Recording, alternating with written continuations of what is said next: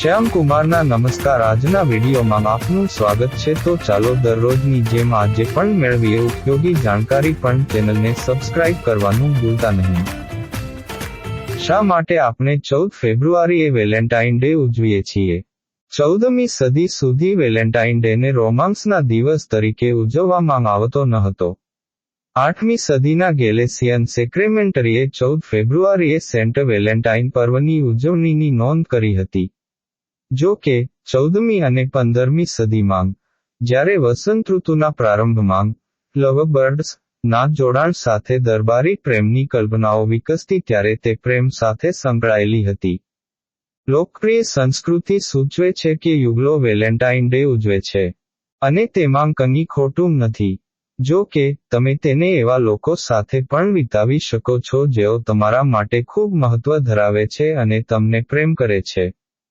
તેઓ તમારા માતા-પિતા, બાળકો અથવા મિત્રો હોઈ શકે છે. જો તમે તમારા પાર્ટનર સાથે વેલેન્ટાઇન ડે સેલિબ્રેટ કરી રહ્યા છો, તો રોમેન્ટિક હાવભાવ ઘણો આગળ વધે છે. તેમને તેમની મનપસંદ રેસ્ટોરન્ટમાં ડિનર પર લઈ જાઓ અથવા ઘરે રોમેન્ટિક કેન્ડલલાઇટ ડિનર ડેટ માટે તેમની મનપસંદ વાનગીઓ રાંધો. તેમના માટે હાથથી બનાવેલી ભેટો તૈયાર કરો, જ્વેલરીના ટુકડાઓ અથવા ઘડિયાળ ખરીદો, પ્રવાસો પર જાઓ, યાદો બનાવવા માટે હોબી ક્લાસ બુક કરો અને વધુ. જો કે, જો તમે તમારા માતા-પિતા, બાળકો અથવા મિત્રો સાથે વેલેન્ટાઇન ડે વિતાવવાની યોજના ઘડી રહ્યા હો, તો મનોરંજક પ્રવૃત્તિઓથી ભરેલો દિવસ તૈયાર કરો.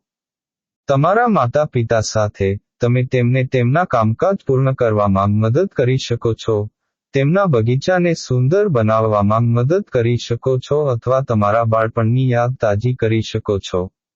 જો તમે બાળકો સાથે દિવસ વિતાવો છો, તો હાઇકિંગ, સાયકલિંગ, પેઇન્ટિંગ અને વધુ જેવી પ્રવૃત્તિઓનું આયોજન કરો. છેલ્લે, મિત્રો સાથે વેલેન્ટાઇન ડે ખૂબ આનંદદાયક હોઈ શકે છે. તમે મૂવી રાત્રિઓનું આયોજન કરી શકો છો, તમારી મનપસંદ શ્રેણી જોઈ શકો છો, ઘરે કોકટેલ બનાવી શકો છો અને થીમ આધારિત પાર્ટીઓનું આયોજન કરી શકો છો.